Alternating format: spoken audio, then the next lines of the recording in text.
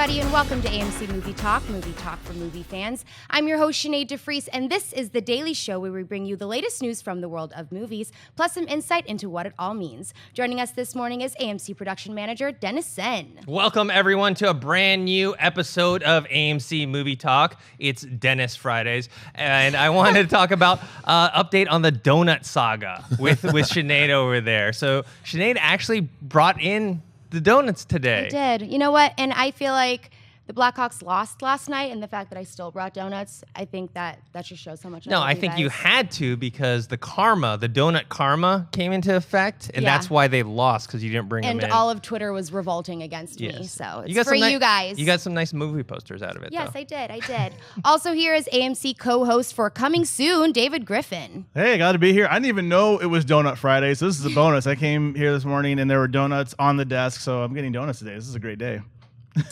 And AMC's Christian Harloff. Hey, when you say you're doing a nice thing and bringing in donuts, don't pat yourself on the back. I will pat myself on the back. All right, guys. In an interview with Radio Times Magazine, Star Trek 3 co-writer and co-star Simon Pegg said the following about the project. They had a script for Star Trek that wasn't really working for them. I think the studio was worried that it might have been a little bit too Star Trek-y. Avengers Assemble, which is a pretty nerdy comic book, supposedly niche thing, made $1.5 billion. Star Trek Into Darkness made $500 million, which is still brilliant, but it means that according to the studio, there's still $1 billion worth of box office that don't go and see Star Trek. And they want to know why. Star Trek Beyond will be directed by Justin Lin and will be released on July 8th, 2016. Dennis, what do you make of Simon Pegg's comments? It actually kind of scares me a little bit, because if he's talking to the studio and they think $500 million is too niche for them, like, what do they want out of this? Like, look, Star Trek, I really like Star Trek. I like the Star Trek movies that JJ did. I know a lot of diehard fans didn't, because it changed the philosophy of what Star Trek was.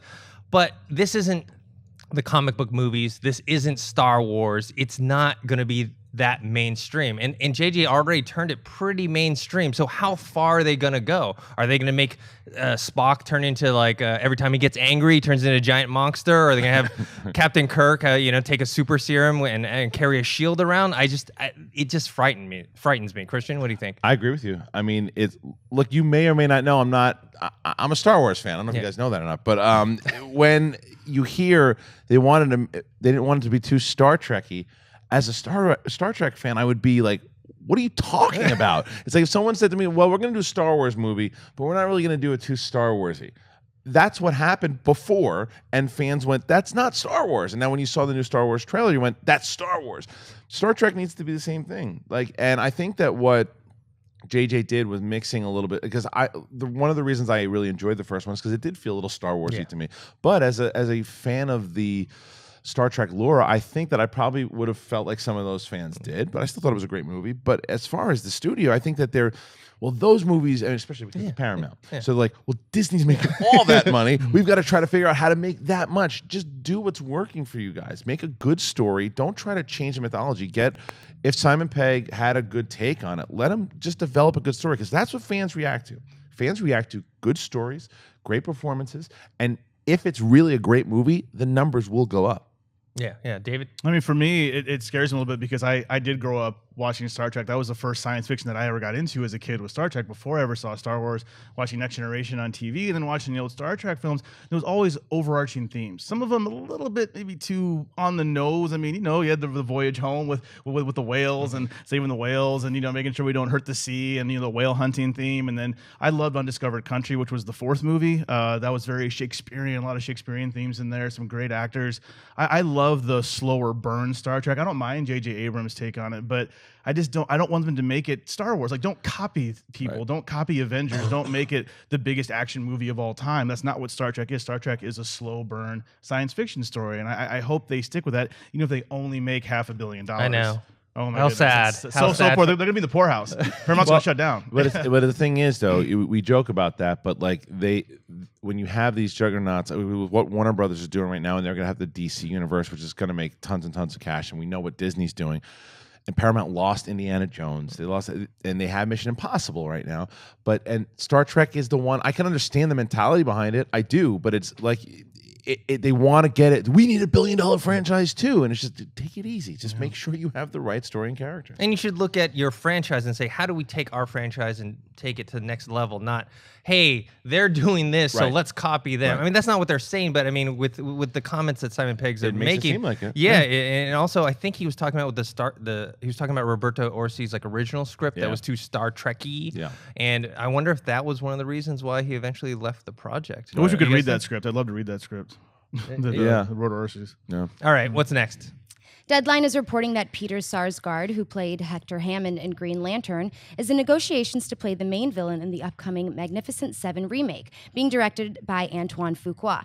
The film stars Denzel Washington, Chris Pratt, Ethan Hawke, Byung-Hun Lee, and Vincent D'Onofrio. However, in the same article, Jason Momoa has reportedly left the movie. Christian, what do you think of the addition of Peter Sarsgaard and the subtraction of Jason Momoa? Well, I see what you guys did to me here. You put in Peter Sarsgaard, who played Hector Hammond in Green Lantern, because you wanted me to start talking crap on the guy. I'm not going to do that. I actually think that's a great addition. I think Peter Sarsgaard is great, minus that silly movie.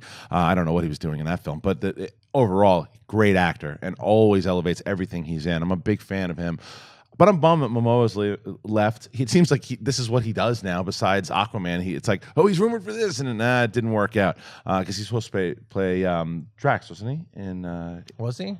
That's right. That's right. In Guardians of the Galaxy. So that bums me out because I could see that dude. Because in that silly movie that was Stallone did, I can't remember what it was called. It was one of the more recent ones. That didn't do that well. Bullet to the Head. I did not like that movie. I didn't, but I thought Momoa was incredible with that. He was good. That silly axe fight at the end was so good, and he was menacing. So anything he's in, I like to watch him just be menacing. And I thought in a Western would have been fun, but these things happen. But as far as Sarsgaard goes, yeah, put him in a Western, and I think working with Fuqua would be a lot of fun. Okay, David? Yeah, Sarsgaard's such a great actor. I loved him in Education, too, a little smaller film. But, I mean, of course, like Green Lantern, it wasn't his fault. It's one of those roles that you watch. It's like it's not his fault. It's kind of like Mark Strong in Green Lantern, too. I'm not going to go off on a Green Lantern tangent, but, I mean, he was great, too. Mark Strong's an awesome actor, and he was great in Green Lantern, so can't hold that against him. Momoa's interesting. I don't know much about him outside of Game of Thrones. I know he's done a few indie films, but... You didn't see that awesome Conan remake? Yeah, I saw that. That's right, Conan. Yeah, I did. You probably blocked it out of your head. Yeah, I did see that. That's right. I forgot. I blocked that out of my head because it wasn't as good as Arnold Schwarzenegger's. But I'm curious to see him in more things. You know, I mean, this is the DC universe that's coming out right now. That's what we're going to see him in. So I wish he would pick up some more movies in between that. Maybe his schedule's just too busy. Well, he's Maybe on a his show. schedule's I don't know if he's conflicts. still on it, but he was on a show with Tom Sizemore. Right. I think it was. I don't know if it's IFC or what network it was, but Sundance maybe. But he was on that for a bit. I don't know if he still is, but he does like these smaller projects. I think the guy is more talented than people give him credit for, just being this hulking presence. He has great presence on screen. Yeah, I think he could be the next kind of action star if he just stops negotiating so hard, because he doesn't have the power yet to do that. Like you guys, I like Peter Sarsgaard. I think he'll make a great villain. There's something about him. Even when he plays like a good guy in movies, I always think that guy's hiding something. Yeah. He's gonna I'm waiting for the movie to turn where he just goes evil for some reason. So I think he's gonna be a good villain. I'm disappointed that Momoa's not gonna be in there. I talked about it last week. Just he brings some diversity to it. He has a look and a feel to him. I think he's half Hawaiian, has some Native American ancestry in his blood, and also just physically, visually, he's different from the other guys that they have in there. So I'm kind of sad that he's going to be gone. All right, Sinead, we're going to our buy or sell segment. What do we got? Reese Witherspoon is reportedly attached to star in and produce a live-action Tinkerbell movie entitled Tink. Though no director has been hired for the project, Victoria Strauss, who wrote the script for the upcoming Finding Nemo sequel, Finding Dory, is on board to pen this movie. David, do you buy or sell a live-action Tinkerbell movie starring Reese Witherspoon? I buy it. I know Reese can handle it. Reese, she's good. I saw Wild recently. She was awesome in that. I really like her presence. I think I'm not picking on her because she looks good. The girl looks good, but I feel like she's maybe a little old to play Tinkerbell. I thought they might go a little bit younger, even though, I mean, she's a beautiful woman. I thought they might go a little bit younger. That's kind of an interesting choice. But Reese has done some interesting choices lately. We know with Gone Girl, she was producing the film because I think originally she wanted to do it, but she did some takes. They did some screen testing with her, and she didn't like how she looked on screen, so they gave it away to Rosamund Pike. And now she's going to produce this and also star in it. It's interesting. I like that she's kind of taking charge of these films, so I definitely buy it. I just thought they might go a little bit younger. I'm gonna buy it as well, but I'm not really that interested in the movie. I'm buying it because apparently this Tinkerbell franchise is huge. I didn't know it, but last year I went to my best friend's place and his daughter was watching one of those direct-to-video movies. Oh, they're big. My daughter watches them too. Yeah, and she was obsessed. And as soon as she was done watching it, she wanted to watch it again. And I didn't realize it. And I looked up the numbers on it. They're making like hundreds of millions of dollars on this thing. So yeah, it makes total sense why Disney wants to do it. Christian? I'm going to sell it. I'll be the guy that sells it because I believe in the. Sometimes I know where we work. It's a "what have you done for me lately" type of town. And I loved Wild, but I also saw Hot Pursuit. And am I going to hold that against her right now? Yes. And you're going to yell at me, "You can't hold it against her. She's done the great things." Yeah, she has, but this scares me that she's going to be flapping around in wings. And I don't think the being close to 40 and being Tink is necessarily a bad thing because we don't know when the story is going to take place. So if they do it in a certain time period, then why not? That's okay. Fairies get older, sure. I don't know. I mean, I know for a fact these movies, the animation ones, do well. I had to go and make sure my daughter wanted to go see it at the El Capitan. We had to go watch it, the newest one, and she loved it.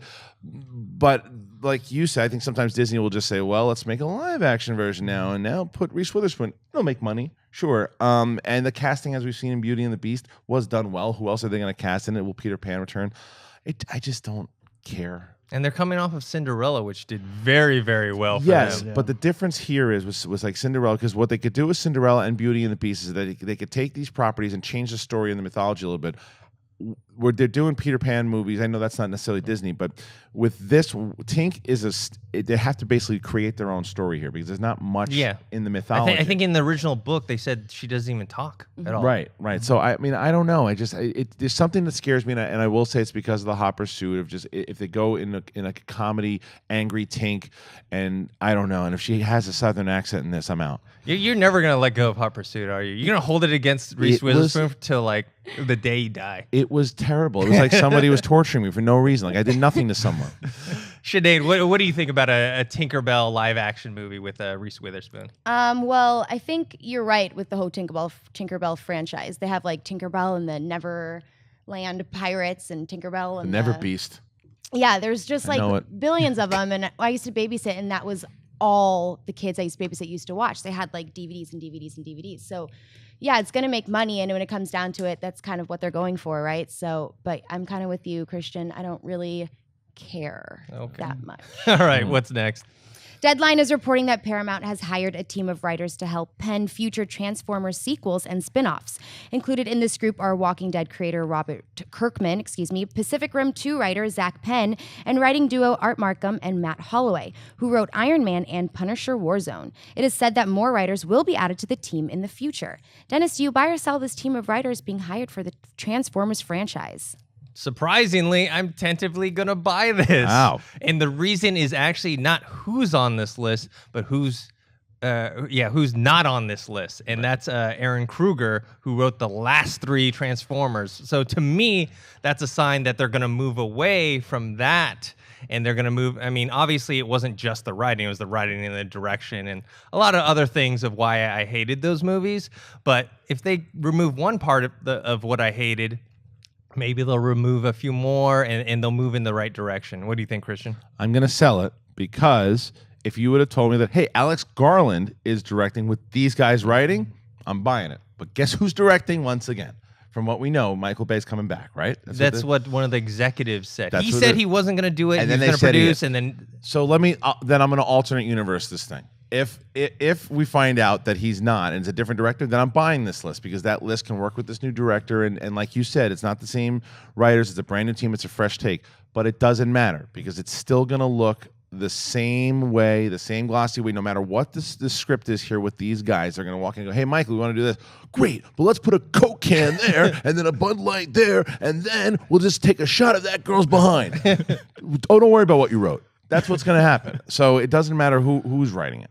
Okay, David? I'm a little worried too. I'm going to go and sell with Christian. If Michael Bay is coming back, I'm just so getting burnt out of seeing that. So I'm selling this. And Kirkman, I love Walking Dead, the comic books. The TV series is up and down. So seeing Kirkman's name doesn't really excite me. I think he's a very talented comic book writer. He writes a lot of good books. He's a workhorse. The dude is making enough money to support himself off The Walking Dead, and he still puts out an issue of one of his books once a month. He's doing 2 books now every month. So, but everybody, Zach Penn, I loved. I loved. Pacific Rim was an awesome, entertaining movie, but it's just if Michael Bay's there, he has the most clout of any of those guys. So I think he's going to supersede all of them, like Christian said, and like who cares about the script? Well, that's why I tentatively buy it because we don't know for sure if he's coming back. That's why alternate universe. And then also there's spin-off movies. Maybe someone else will direct the spin-off movies. I don't know. I'm just hoping. Maybe I'm being optimistic, too optimistic. I'm like, oh, maybe they'll fix it. I know. I get it. I get it. I'm with you, man. All right, what's next? While attending Cannes Film Festival to receive a Cinematography Award, 12-time Academy Award-nominated cinematographer Roger Deakins was announced to be joining director Denis Villeneuve on the sequel to Blade Runner. The film will begin shooting in the summer of 2016. Christian, do you buy or sell Deakins coming on board for the Blade Runner sequel? I don't know if I could buy anything more than I buy this. Let me just even if whatever you thought about Unbroken, it was beautiful looking. He shot that. Prisoners, Skyfall, True Grit, Serious Man, Revolutionary Road, The Reader, Doubt. I mean, the Assassination of Jesse James by the Carol Robert Ford. He did so many movies that just you feel this guy when he is there, when his presence, the way he shoots stuff is beautiful. This is an artist. So for him shooting Blade Runner, oh my God, that's amazing. And so he's worked with Villeneuve before. I mean, how do you not buy this? This is one of the most talented directors of photography that we have right now. I believe he's nominated for like 12 Academy Awards. I mean, I heard this and I probably would have jumped for joy, but I didn't. Okay. It's also a huge buy for me as well. He's one of my favorite cinematographers. You named all those movies. Right. I mean, he even took a movie that like Skyfall, which is not supposed to be an artistic movie.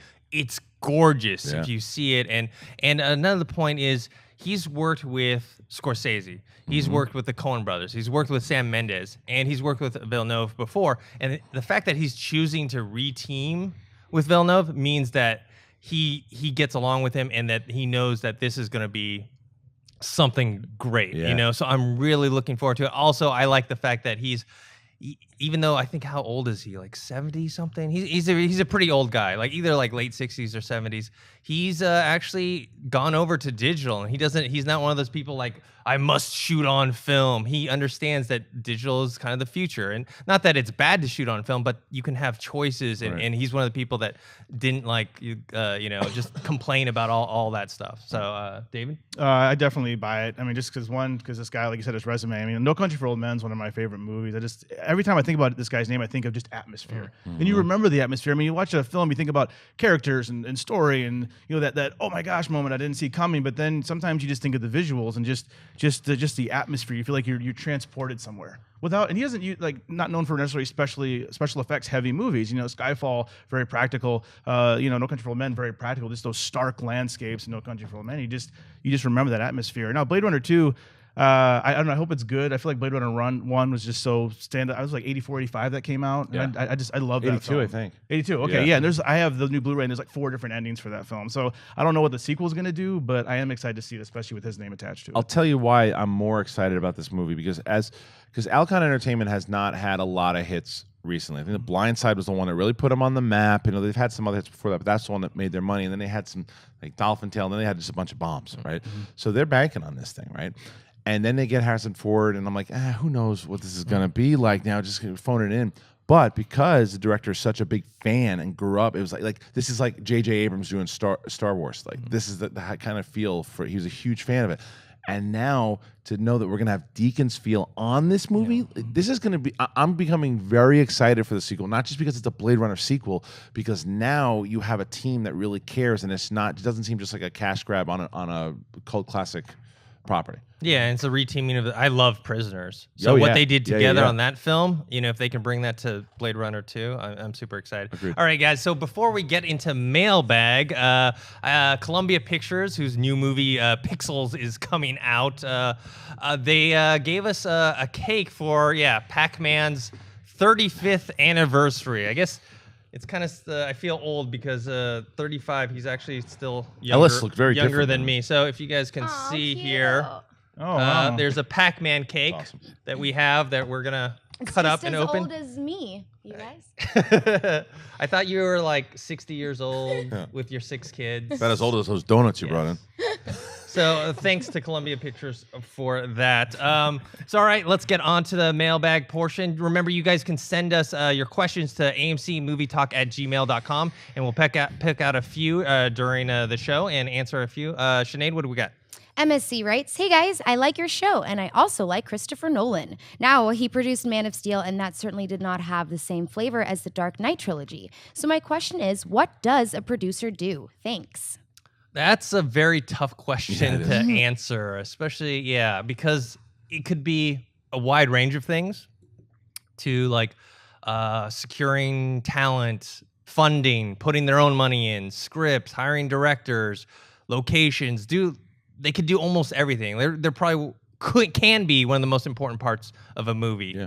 Or they could do practically nothing. Or nothing. Yeah, nothing. There's literally, you can get a producing credit if, let's say, you just happen to introduce the right person to another right person. Maybe you introduce the guy who wrote the script to the director, and then it gets made, and you get a producer's credit. So I've I worked on the Producers Guild conference for the last few years, and one of the things that they've been pushing is this thing called the producer's mark. Mm-hmm. Which now, if you watch a movie, in the beginning credits, if you see like their name, let's say like a Kevin Feige, and you see PGA right behind it, that's like kind of almost like a certification of saying, okay, this person actually did something on this movie. So they're trying to, because of the question he asked, a lot of people don't know what producers do, so they want to make sure that the people who actually do work get the credit. Yeah, it's true. I mean, a lot of times, you look at some people even look at Spielberg on the Transformers movies. Like, how much did he really produce that movie? Slapped his name on there, right? And then look at the reverse of that. I mean, I haven't seen the movie yet, but it seems like Soderbergh, who is producer and I think director of photography on Magic Mike XXL, is going to have a lot of say in that movie because he had so much to do with the first one. And then as he's there shooting, he's probably have his it's funny because I didn't know that, and I talked about it on Movie Talk. When I found that out, I'm like, oh, okay, you're going to have Soderbergh's stamp on it, even though he's not directing it, because he is producing in a pretty heavy fashion. So, but yeah, they're all, like you said, Dennis, you're right. You can set it up and in a meeting one day, okay, I just want my name on it as a producer. Great. And it could be associate producer, it could be executive producer, it could be full producer, and do nothing. But then the opposite of that, and it also depends on the person, how much they want to be involved and how much the studio or production company wants this person to be involved. Like George Lucas is going to have, I'm sure is he going to have a producer credit? I'm guessing he should. Or is he going to have story by? Or is he going to have story by? That's a question I'm curious about, because the deal might have been that he didn't get. See, it kind of goes into the question, like with the deal with Lucas. You're gonna see characters by or story by George Lucas in the credits, but is he actually a producer in it? Who knows? I don't know. Yeah, isn't that interesting? David? I mean, the dream is to get where these guys are, like Spielberg, Michael Bay. I mean, you see, especially on TV, you see Spielberg and Bay everywhere, like on The Last Ship on TNT for Michael Bay, and Spielberg has Falling Skies on TNT, and those guys are just getting paid. I doubt Spielberg is going on like in the writers' room and helping them out with that. So that's the dream, of course. But then you have guys, what cracks me up, and I don't know why I was just thinking about this for the last 3 minutes. I'm blanking on his name, who directed Iron Man 1. I should know. Jon Favreau still getting money off the Avengers movies. Like you see him on executive, like producer, him and his name. I'm like, wow, what's he doing? Good agent. Yeah. I mean, he signed a great deal, and I mean, so that's the dream, to get to that level of producing, just make money and just not do anything. Yeah, and then on the opposite end, if you're doing producing for like an indie film, you're doing like everything. Right. You're doing everything, like, instead of like having like a line producer or like all these other producers that they just combine them all into one thing, and you're responsible for. And you may have mentioned this as well too. A producer could just be somebody that just cuts the checks. Yeah. So just invest in. That's the money. it. Yeah. All right. What's next? Eli Belling writes, "Hi there, AMC. Love the show. I was wondering if there were any movies you didn't like or were indifferent to the first time you saw them, and loved them upon a second viewing. I recently had this experience with Office Space. Thanks, and keep up the great work." David, what comes to mind? For me, it's Man of Steel. I just watched Man of Steel for like 4th or 5th time at home, and every time I watch that movie, it gets better and better. Okay. It's not a film classic. It's not, maybe a good example is like Office Space is kind of iconic for the comedy, and of course like, this guy, my stapler, and if you could come in at 9, all those kind of jokes. But Man of Steel for me just gets better every time I watch it. Christian? Interstellar. Recently, when I saw it in the theater, I was like, I don't know. It was I had my review on it. We talked about it for a while. I watched it recently and I really got into it a lot more. And I think because I could invest at home, rewatch some of the scenes again, really paid attention more. And it was just one of those movies, it's kind of like a study for me. And I actually agree with David as well as Man of Steel. I liked Man of Steel a lot the first time I saw it. And then I really enjoyed it a second time. And I think I can say the same thing about the Avengers Age of Ultron. Sometimes expectations are so high on a movie that when you go and you check it out a second time and maybe look at it through different eyes or through a different approach on how you're watching it, you can enjoy it a lot more. The one for me, we mentioned it earlier, was Assassination of Jesse James. Oh, yeah. Because the first time I saw that movie, I was like, oh my God, this thing is so slow. It's like 15 hours long, right? Just the pacing of it just felt really slow to me. I don't think I even finished it the first time. But then when I went back a few months later and said, okay, I'm going to finish this, I'll start right at the beginning. And I started watching, I was like, wow, the acting in this is fantastic. It's beautifully shot by Deakins. Right. I'm like, there's actually something here. And so now every time I watch it, I appreciate it more. I still think it's a little too slow paced, but I definitely like it a lot more than I used to. The music's incredible in Yeah. that movie. Yeah. Man. Yeah. All right, what's next? Taylor Hendricks writes, "Hey guys, I've been watching for 2 years now, and I just love you all. I'm a new millennial, and I haven't seen the original Indiana Jones movies, Pulp Fiction, Alien or Predator, 2001 Space Odyssey, etc. And just because I haven't seen them, people think that my movie opinions aren't valid. They say that just because I have seen classic movies, or I haven't seen classic movies, that I'm not a film fan and I don't know anything about movies. So my question is, do you need to watch famous classic films that influenced film to be a fan of film at all? Thanks." Christian? I don't think you need that. No, I don't think that you need to, because there are more movies coming out every day, and I'm assuming you're younger and you're going to be watching more and more movies, and there'll be ones that you'll reference. I encourage you to watch those movies, especially Indiana Jones, for goodness sakes, my man. But that does not mean that your opinions are invalid, because you still are watching movies and you have opinions of other movies. But yeah, I mean, I think that it would behoove you to watch these other movies because you can compare them, because there are a lot of references to new movies that are coming out. You will find influences from those directors, that are making these new movies and these new films. You can compare them, and it's like, when as a film fan, you watch these movies that you like or may not like, and you can compare it. Oh, I didn't like that old one because, and some of these movies will feel dated, but you will see as you watch more and more movies, oh, that guy was influenced there, and that has this kind of feel. So I think it's your opinions will not be invalid if you don't, but I think that you should watch them just to catch up because you're a fan. And I think your love is not invalidated No. either. However, yeah, I would recommend watching more and more movies, because I think John had talked about not this specific question, but about critics. Why do critics, why do people listen to critics more? Yeah. So if you want, I guess, people to understand a frame of reference, right, you have to watch a lot of movies. No one can watch everything. That just doesn't happen. It's even the biggest critics in the world, there are gaps, and there might be even big movies they just haven't seen, because there's just no one can physically, time-wise, ever see all of these things. So, I get yelled out for not watching. I still haven't seen The Thing, and I get yelled out. The John Carpenter one. Any of them. I know there's The 3 of them. Yeah, I haven't seen any of them, and I get all the time. And just because I said that, watch how many comments say you haven't seen The Thing, and I get it, but you don't get a chance to see everything. You can't. I mean, there's big movies. There's people that I know that haven't seen Lawrence of Arabia or something, or Godfather or stuff like that. But it's just everyone has the few that they haven't seen. But I would encourage you to watch as many as you can, especially older ones. That way you can get frame of reference and see where things come from. David, what do you think? Especially I always my biggest thing is the actors and how acting changed. James Dean especially changed. It was Rebel Without a Cause was being filmed. This is his famous movie. They had to turn the mic so it wasn't loud enough, because he was one of the first actors to really start going quiet on film, because film was very the old movies very loud and they projected, because they came from the stage, the theater, right. All that kind of stuff. And James Dean, and then of course Marlon Brando kind of ushered in that new age of acting, where it was a little more quiet, a little more restrained, a little more. So if anything, watch The Godfather, watch Rebel Without a Cause, watch even if you don't like them, don't worry, Don't worry if you don't like those. I know I have some of my acting friends that are classically trained, went to theater, all this, and they don't even like some of the old school movies, the black and white movies, and that's okay. It doesn't mean you're less of a movie fan because you don't like the classics, because that's just someone else's opinion, of course. So, But my goodness, watch Predator. Yeah, watch Predator. And Alien. Watch Alien. Sci-fi horror. Watch Alien. That is Yeah. Alien and Predator, please. Yeah, I also just think it's funny that those are the ones he lists as classics. You know, like for me, classics is like 1960s and before. Yeah, that's what 50s and before. That's my point. Is that as generations go on and on and on, these movies, like it's funny. I can't remember what the movie was. It's like, oh, there's somebody who's never seen that movie and probably never will because it's not necessarily the biggest classic. But Predator is one. Watch Predator, man.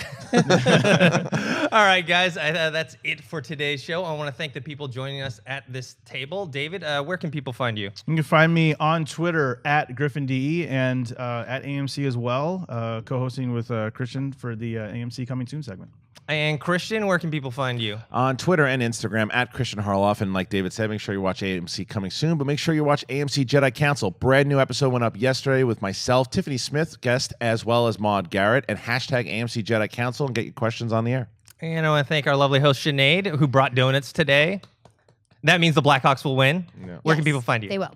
At Sinead DeFries on Twitter and Instagram, and at thatsosinead.com. And you can find me on Twitter at ThinkHero, on Instagram, Dennis.tzeng. And also make sure to subscribe to the AMC Theaters YouTube channel. That's youtube.com/AMC Theaters. And thanks for joining us, and we will see you guys next week.